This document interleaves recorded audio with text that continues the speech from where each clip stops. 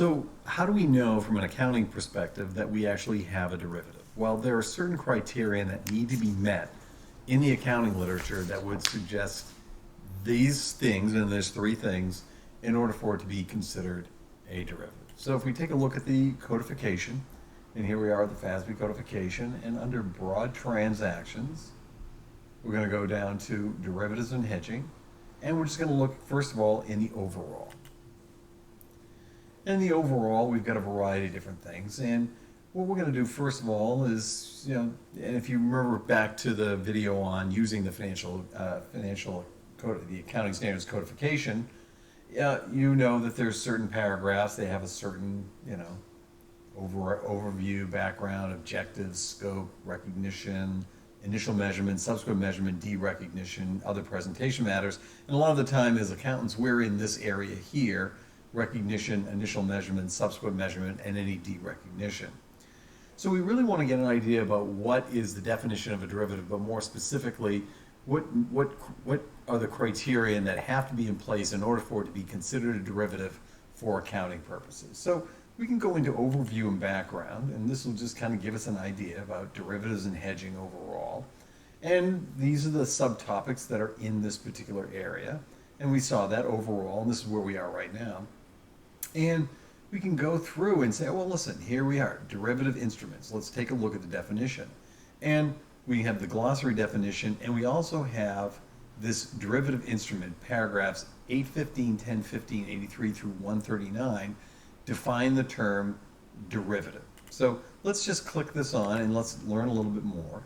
And here's our derivative instrument, and it's forcing us to go to these paragraphs that define the term derivative instrument for the literature. So let's go immediately and keep going through these little breadcrumbs and find what we need.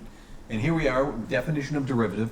And this is, if we recall back to if we go back a little bit here, go back a couple of steps, right?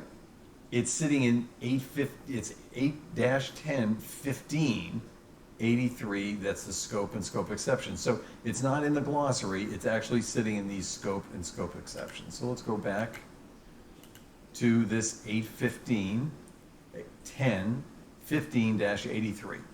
And this is where the rubber hits the road.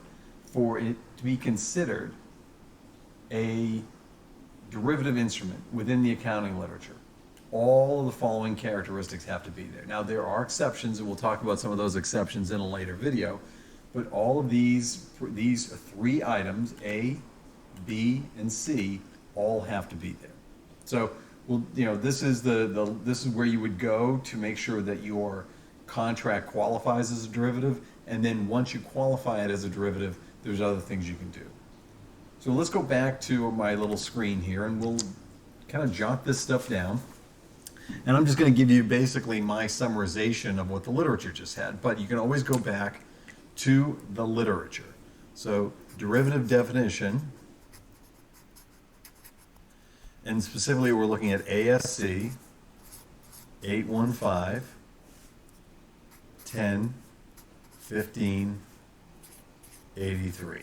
And that's how I would reference that if I was ever going to write a memo to the CEO that says, hey, this is the derivative definition and this particular contract is a derivative. So the first criterion is it has to have an underlying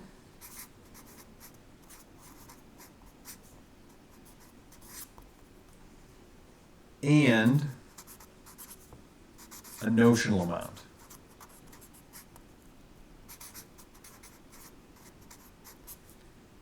And if it doesn't have a notional amount, it could also have or, so it's a notional amount or a payment provision.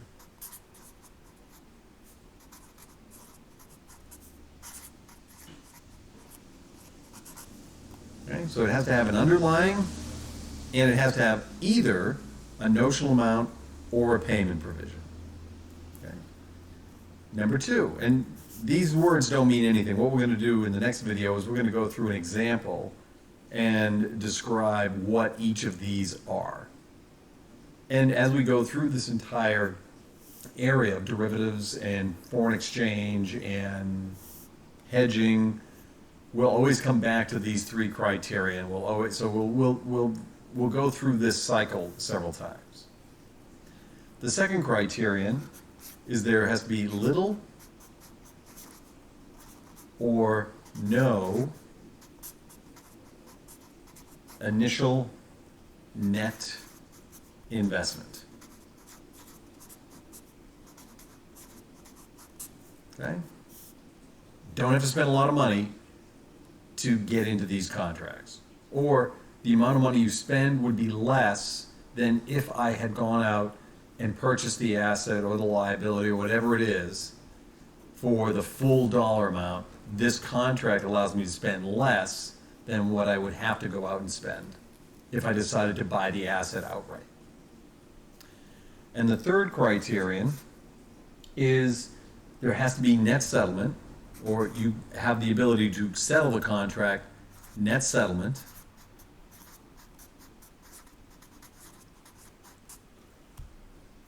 either explicitly in the contract or implicitly, that I could settle this net.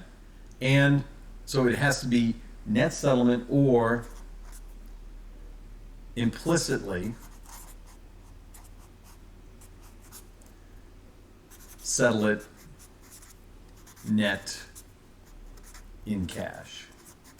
In other words, I don't actually have to take physical possession of an asset. I don't have to take physical possession of a liability. I can just hand the contract in and take or pay whatever the net cash amount is on that particular contract.